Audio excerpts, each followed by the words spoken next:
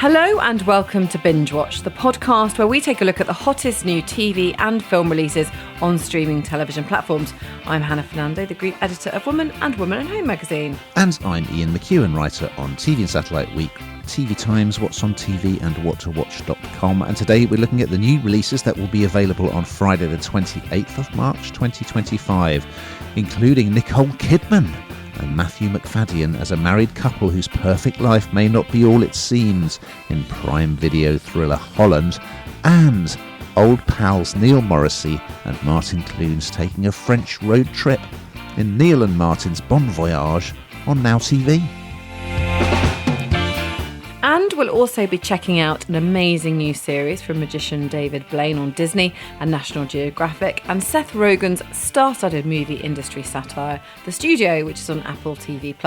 But first, Ian, what is in the news? Well, we reviewed it before. The critically acclaimed US drama Poker Face, starring Natasha Lyonne as human lie detector Charlie.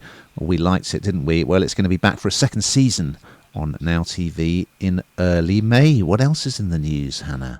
Well, Steve Carell and Tina Fey will star in the new Netflix comedy series 4 Seasons about long marriages and old friendships. Good stuff. Well, decent selection for you. Certainly quite varied and all pretty good this week, I would say.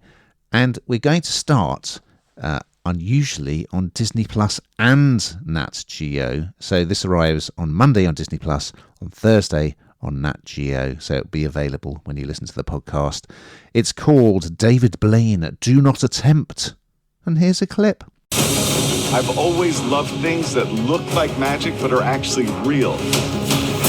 So I'm traveling around the world to find the most incredible people that have the most incredible talents that have been passed down for generations. Many of the things I'm seeing, I didn't even know were possible. So I went to interview David Blaine, who is a magician, a mentalist. He's done all these endurance feats, hasn't he, Hannah? All sorts of things. Being frozen inside a block of ice, being suspended in a glass box, buried alive, strapped to a gyroscope, you name it. So we went to interview him. He was promoting this series, and he did some close magic card tricks with us, and he blew my mind because somehow he got the card that I'd thought I'd chosen from the deck. He'd folded it up and slipped it underneath my watch strap. My watch was on very tightly without me even noticing. Anyway, that's all by the by. This is slightly different, this series, because he's going around the world and he's looking for performers who have mastered the sort of incredible feats that he is famous for. So as well as seeing them do it, of course, being David Blaine, he wants to learn how and to have a go, but he's got to learn pretty quickly, and they're quite dangerous stunts. So they include kissing a venomous king cobra snake on the head, a spot of ice diving under sheet ice, jumping off a bridge while set on fire, you know, the usual. And yeah, he's going all over the world, and you will be amazed. I mean, they're incredible stunts, and it's nice to see him showing the work of other, well, it's not magic. There are a couple of things he can't explain how it's done, but they're really kind of feats of endurance that have taken years and years and years of training to make them look so easy. So yeah, it was fascinating to meet him. I think I mean, a lot of people remember him from that interview with Eamon Holmes, don't they? Where he wouldn't say anything and he had an eye painted on his hand. But I think he's quite different now. He's a dad, and in fact at one point in the series, he rings his daughter and tells her about this stunt that he's doing that is a bit dangerous, and he decides, having spoken to her, that he's not going to do it. But he's still doing some pretty scary stuff in this. So yeah, I thought it was amazing. I must say it was great. It will blow your mind. And I think you do see a different side to Blaine in this to what we've seen before. So yeah, I liked it. What did you think, Hannah? Well, do you know what? I remember David Blaine in that. Do you remember the Perspex box over Tower Bridge? Tower Bridge, was it? That was really weird as well, wasn't it, at the time? That was really crazy. This plays, I think I've said this before on the podcast, this plays with my kind of inability to be trapped anywhere. And actually just watching somebody else makes me feel claustrophobic. It kind of makes my heart race, because he has to break the ice with his knuckles, at the end, because the ice freezes up so quickly when you're diving that far down. And the pain on your body, oh God, what it does to you is just so awful, and the pain that he's in, I suppose it's taking yourself to sort of some kind of different level, but at the same time, it feels like a long way from the kind of the story that you told of, actual, what we would call traditional magic, isn't it, really? It's just something very, very different altogether. Is it an illusion or is it real? And the whole psychology of what drives people to get into things like magic, well, that's a whole other story for another podcast, but very interesting. And if you find out a bit about Blaine's childhood, he says that he kind of learned magic to cheer his mum up when he was a kid. So anyway, we move across to Apple TV Plus for a new comedy series which arrived on Wednesday the 26th of March. It's called The Studio, and here's a clip. So, how do you feel in all this? I got into this because, I love movies. But now I have this fear that my job is to ruin them. The job is a meat grinder. Yes, so this is got Seth Rogan's fingerprints all over it as he satirises the movie industry, and it's pretty star-studded, to be honest with you, this studio. And it kind of it interests me, or it piqued my interest, because obviously Seth Rogan works in this industry, and he's looking at these kind of power struggles and the pressures and the complete chaos that no one really sees once these things are actually made, whether it's a television show or a film or whatever.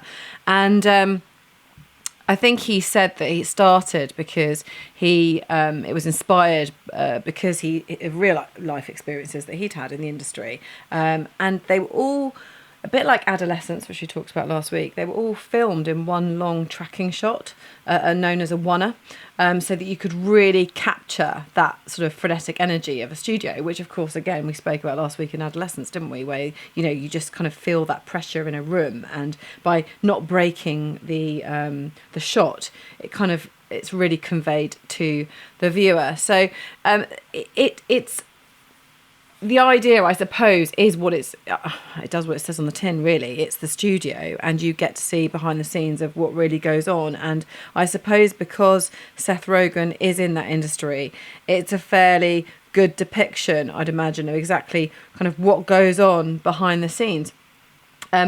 The one thing that interested me was how many people would be laughing at this, really. People that he's worked with previously who are like, hang on a minute, these are the industry secrets. Why are you letting everyone know that this is this crazy, and what a nightmare it really is, backstage, if you like. So there's a few big names appearing in there. There's Ron Howard, Charlize Theron, Zac Efron. I mean, everyone's there for Zac Efron, right? Anthony Mackie, Zoe Kravitz. There's some really big names in this, and it is really very funny in places. I don't know what you thought about it. I kind of thought that it might be, when I first looked at it, I thought, do you know what? I think this might be a bit cheesy and a bit sort of sycophantic in places, but I don't know that it is. I think it hits the mark. Do you? I thought it was very good. I mean, there's always the question mark over films and TV series that are about the film and TV industries. Like, do they appeal to people who don't work? Like, we had the franchise, didn't we, about the making of a superhero film. But this is really funny. And of course, Rogan he's just incredibly likable. He's the lead, and he plays this guy, Matt, who takes over as a studio head, and he wants to make kind of auteur type, really quality films, but the CEO, who's played by Bryan Cranston from Breaking Bad, he's called Griffin Mills. And if you remember the film The Player, which starred Tim Robbins and was all about a film producer in Hollywood, his character was called Griffin Mill. Coincidence I don't think so. Anyway, so his brief is, because, there's all these films now that are about, toys or products, for instance, Barbie. And he's tasked with making a film based on Kool-Aid, the American drink.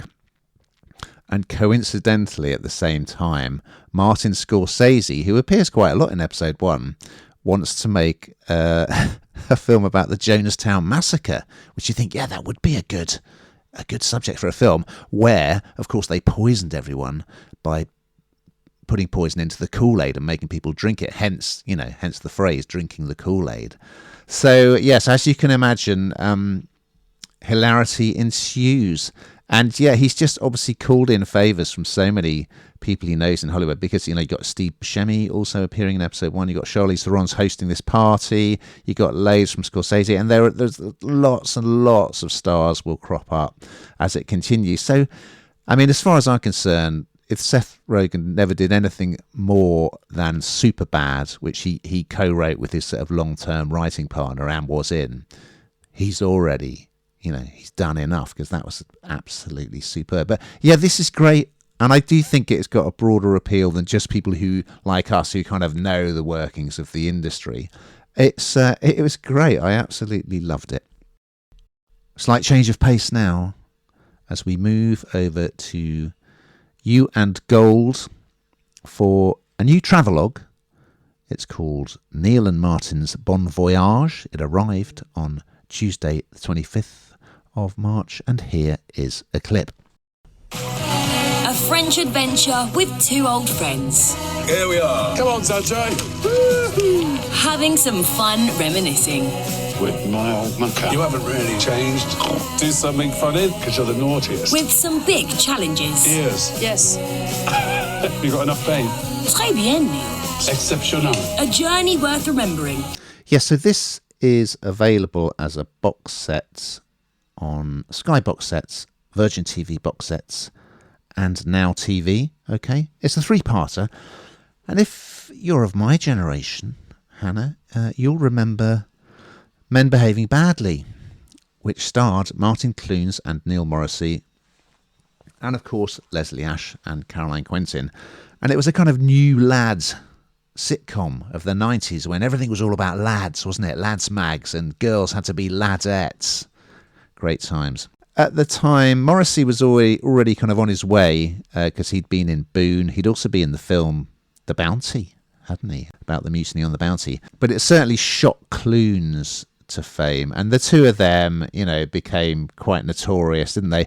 And on the back of that, they did a travelogue around Australia, okay? Many years later, now they're in their early 60s, both of them, and they've diversified into various other things. But they're hooking up for a road trip around France, and one of the reasons is that Morrissey actually has a second home in France, so that's where they're set. And I mean, we always complain about there's too many celebrity travelogues, and it is true.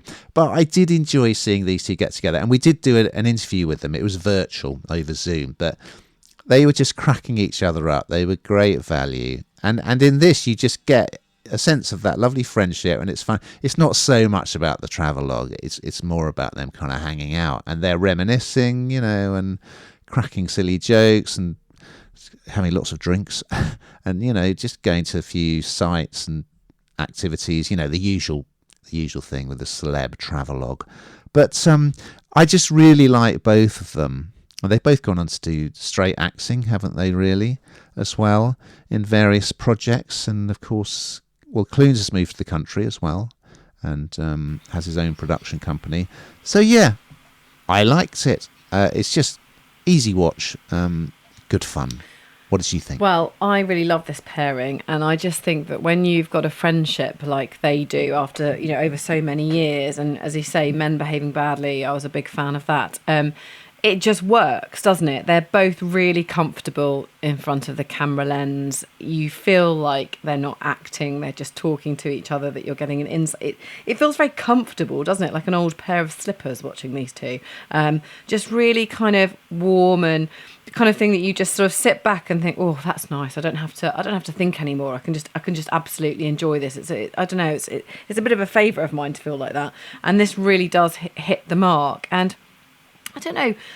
I feel like I see Martin Clunes far more than I do Neil these days on different things. And his life is really interesting anyway. You know, he sort of shuns the spotlight to a degree, but keeps his, you know, finger in the showbiz world to a degree by doing things like this. But it feels very much on his terms, and I really quite like that. He's got to a point in his life where he can choose what he does, and it just feels like loads of fun. It's in a world where everything's sensationalized, it's not, and it's just really nice to see a really strong friendship, and the two of them just having a good laugh, and some nice backdrops to boot. Yeah, and in fact, I mean, they both in different ways had challenging childhoods. So Neil Morrissey, you know, grew up in care, and he talks about that a lot. And it's just good to see them. I mean, they've both been really successful, and as you say, neither of them really crave the limelight, do they? They don't court it, really, do they? They seem to be in a good place and very contented and enjoying being reunited for this trip. Well, we're going to finish with something a bit weird, I would say. It's a feature film that arrived on Prime Video on Thursday the 27th of March. It's called Holland, and here's a clip. It may seem like we have everything all together, but right under the surface, it's like we're being strangled. So I got some bad news, Nance. We gotta go to Greenville. Just a one-night though. Everything okay at home? Hey, hon, we're back.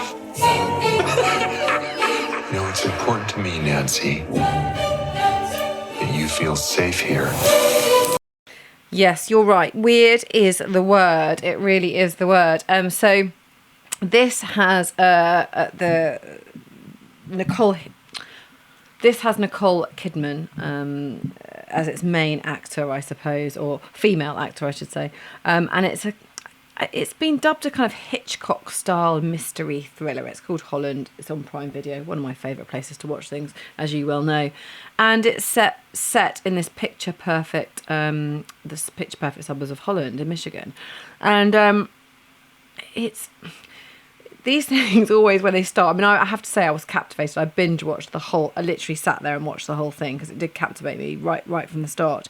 The sort of, it's not creepy music, but it's kind of like, it's really old-fashioned sort of music. It reminded me a bit of the Handmaid's Tale at the beginning. I don't know if it's what they were wearing, but it all just felt sort of kind of creepy and weird, and I knew that it had this kind of thriller element to it. But it doesn't land like that straight away, because Nicole Kidman, she plays Nancy Vandergreet. She lives this seemingly, I mean, not idyllic to me, I hasten to add, but this seemingly idyllic life. She's got her husband is an eye doctor, Fred.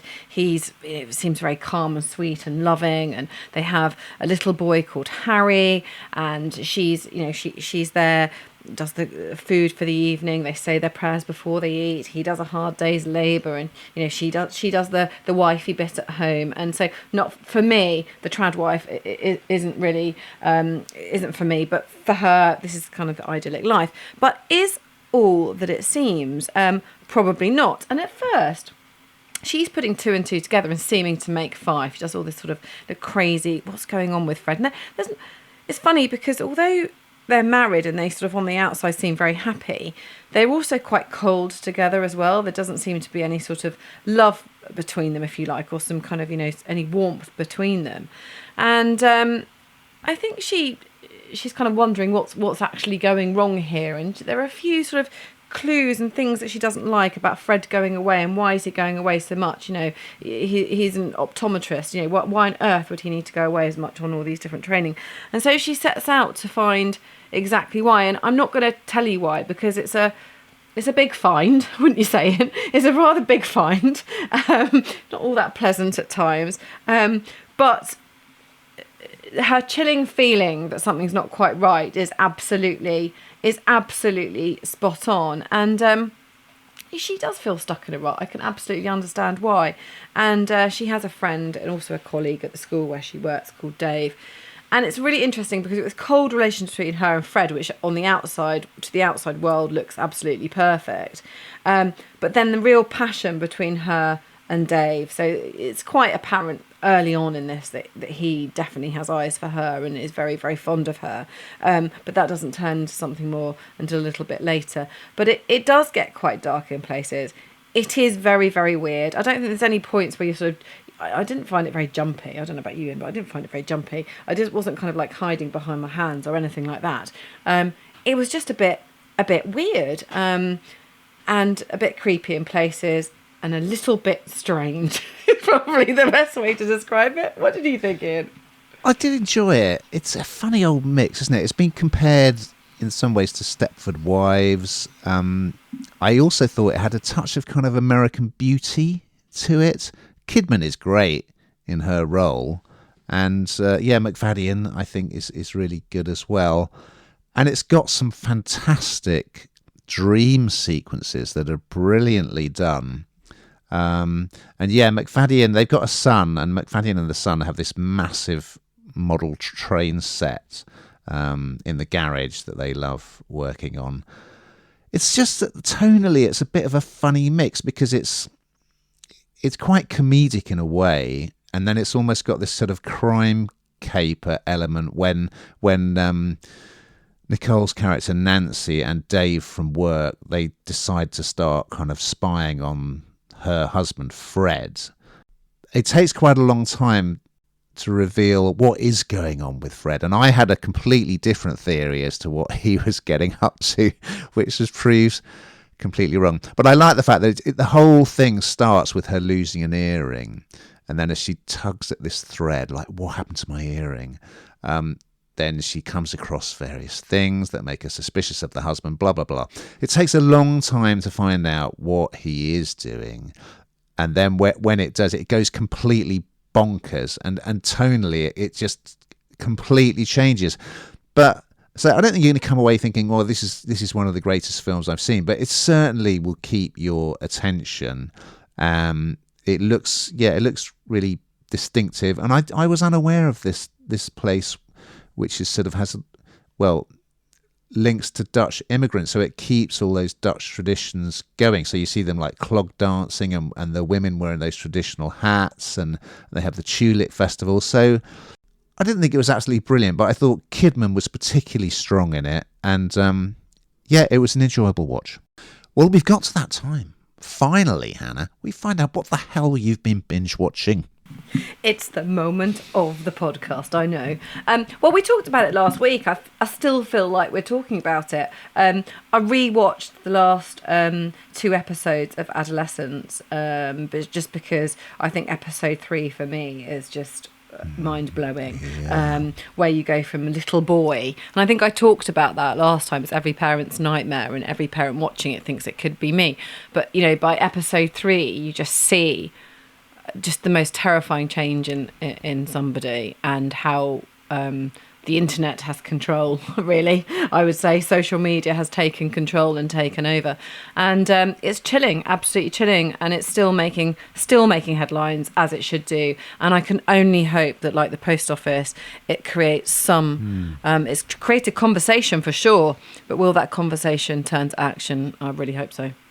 Yeah, agreed. I know they're talking about showing it in schools, aren't they? Which is brilliant. And that the young people are saying, yeah, this is what it's like for us, So they got it so right. And as you say, episode 3, which is the two-hander pretty much between the child psychologist Erin Doherty and the young lads who plays Jamie, and again, all done in one shot, is incredible. I mean, I wasn't so keen on episode 2, which was the school, but the whole thing is just such an impressive and timely piece of work. That's why we can't stop going on about it. Meanwhile, on good old BBC iPlayer, well, one of the all-time great comedy films, The Producers, is on there at the moment with Zero Mostel and we're talking about the studio. Zero Mostel and Gene Wilder as these two guys who try and put on a flop musical, thereby making a lot of money from the investors. If you've never seen that, watch it. It's a Mel Brooks film, and it's an absolute classic. Well, we've just got time to look ahead. Oh, and we've got some good stuff coming up. What's on the binge watch menu for next time, Hannah? Well, it looks like top drawer, because Pierce Brosnan, Helen Mirren and Tom Hardy headline in Guy Ritchie's star-studded, I mean that is star-studded, crime drama Mobland. Yeah, I've watched 2 episodes of that and it is really, really good. I should add it's on Paramount Plus, of course. And Kevin Bacon, yes, turns resurrected demon hunter. Of course he does. Of course, in the Prime horror series The Bondsman, which is great fun. Looking forward to talking about those and much, much more. But in the meantime, listeners, Watching.